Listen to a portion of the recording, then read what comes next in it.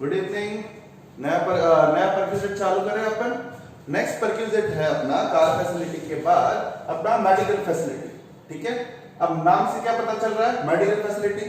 बच्चों इससे पहले अपन ने एक और परक्यूजिट पढ़ा था जिसका नाम था मेडिकल अलाउंस।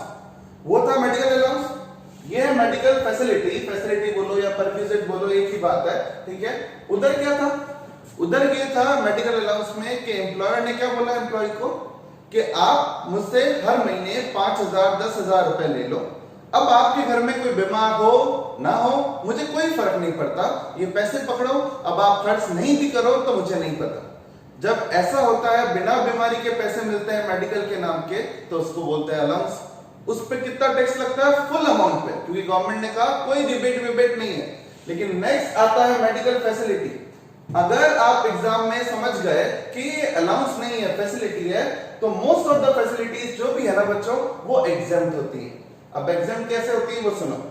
अगर कोई एम्प्लॉय या उसके फैमिली में कोई बीमार हुआ जिसका खर्चा एम्प्लॉयर ने उठाया, एम्प्लॉयर ने कहा कि आपकी फैमिली में या आप जो बीमार हुए हो वो खर्चा सारा मैं दे दूंगा, या फिर क्या करेगा, खुद का हॉस्पिटल होगा, आपको बोलेगा इलाज करवा लो, या फिर बोलेगा कि एक बार आप अपना इलाज करवा लो, जो भी बिल अमाउंट है वो मुझे दे देना, मैं बिल का रीइंबर्समेंट कर दूंगा।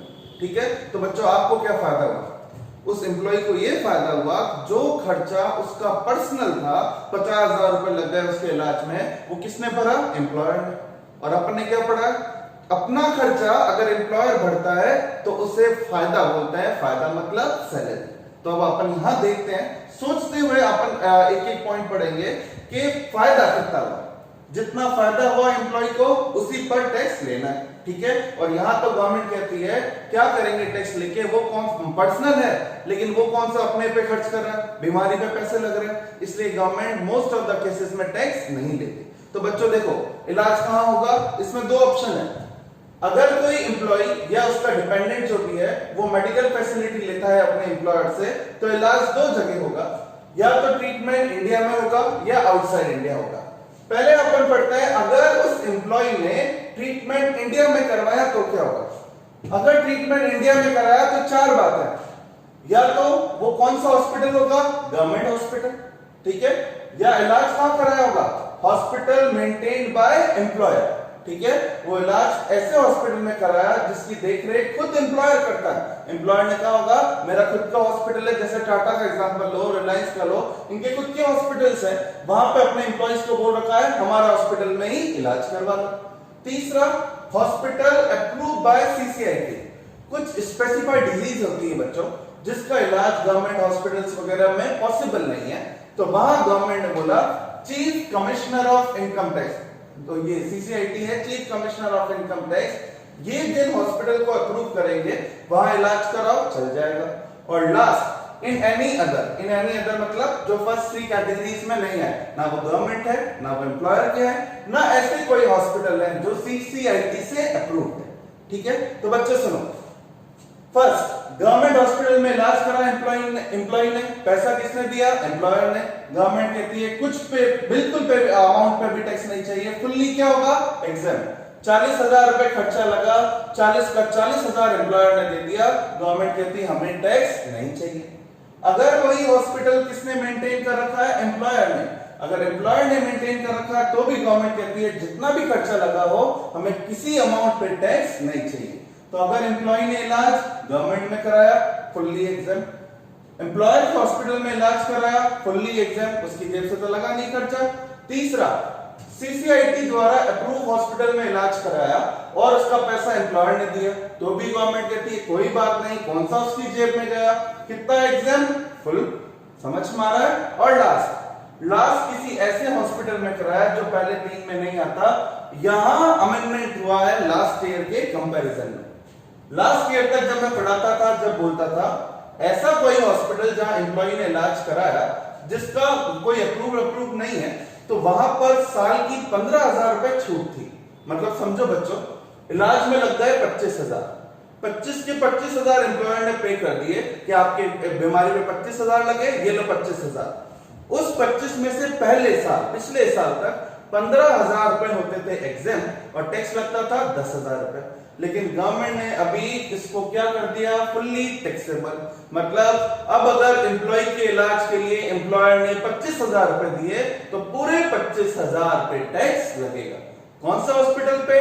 जो हॉस्पिटल पहली 3 कैटेगरी में कवर नहीं होता।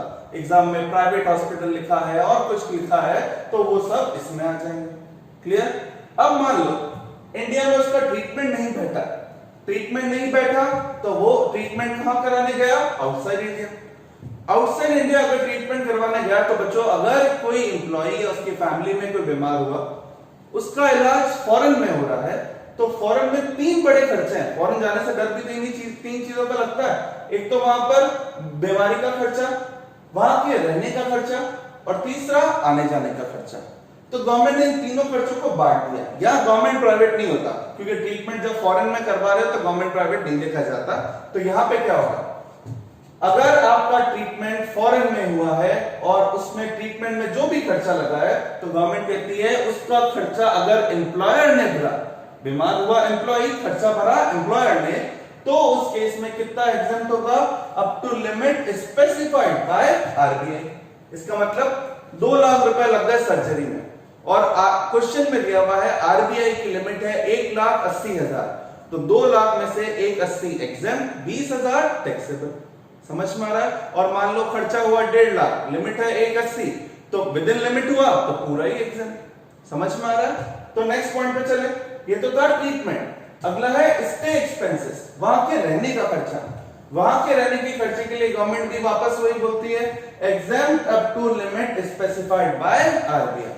रहने में 40,000 का खर्चा आ गया, आरबीआई की लिमिट है 32,000, तो 40 में से 32,000 एग्जेम्प्ट, 8,000 टैक्सेबल।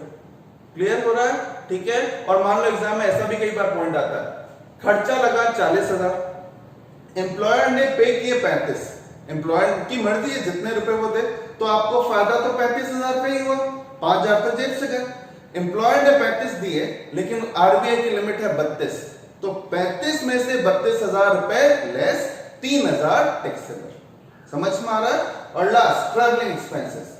ट्रैवलिंग एक्सपेंसेस के अंदर क्या बच्चों, यहां पे लिमिट नहीं है, यहां पे यस और नो सिस्टम है। मतलब क्या आपकी जीटीआई का मतलब होता है ग्रॉस टोटल इनकम। मैंने आपको बताया था ना, इनकम कमाने के 5 तरीके होते हैं, 5 हेड्स होते हैं। 5 हेड्स की टोटल करते हैं तो क्या आती है? जीटीआई। वो जीटीआई अगर आपकी 2 लाख से कम है, जब तो पूरा एग्जाम, ट्रैवलिंग का, आने जाने का सब एग्जाम, और अगर वही जीटीआई 2 लाख से ज्यादा है, फॉर एग्जांपल सैलरी, बिजनेस, ये कैपिटल गेन, इन सब की इनकम 2 लाख से ज्यादा है, तो ट्रैवलिंग का पूरा खर्चा जो होगा वो टैक्सेबल हो जाएगा। बच्चों ये थोड़ा पॉइंट जो है वो प्रैक्टिकल नहीं है गवर्नमेंट के पॉइंट ऑफ व्यू से। आप खुद सोचो, जो एक बंदा साल के 2 लाख भी नहीं कमाता, उस बंदे को कौन सा ऐसा एम्प्लॉयर फॉरेन भेजने वाला है?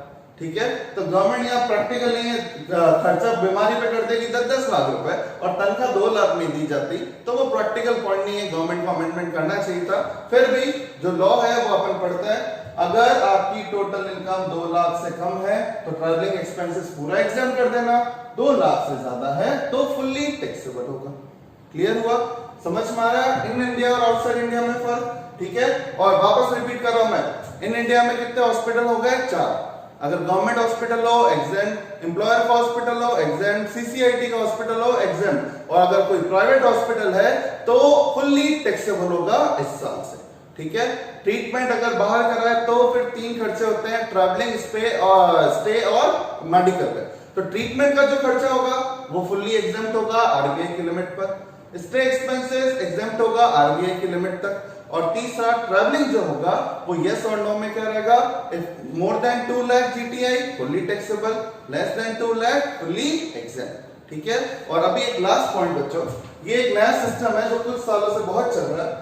एम्प्लॉयर देखता है कि एम्प्लॉय की फैमिली में लगभग सारे एम्प्लॉय है और सारे एम्प्लॉय की फैमिली में कोई ना कोई बीमार होता रहता है, कहीं खुद हो जाता है, कहीं फैमिली में बीमार हो जाता है। तो आजकल एम्प्लॉयर ने एक ट्रिक सीखी है बच्चों, जिससे इतना बड़ा खर्चा एम्प्लॉयर की पॉकेट से नहीं जाता।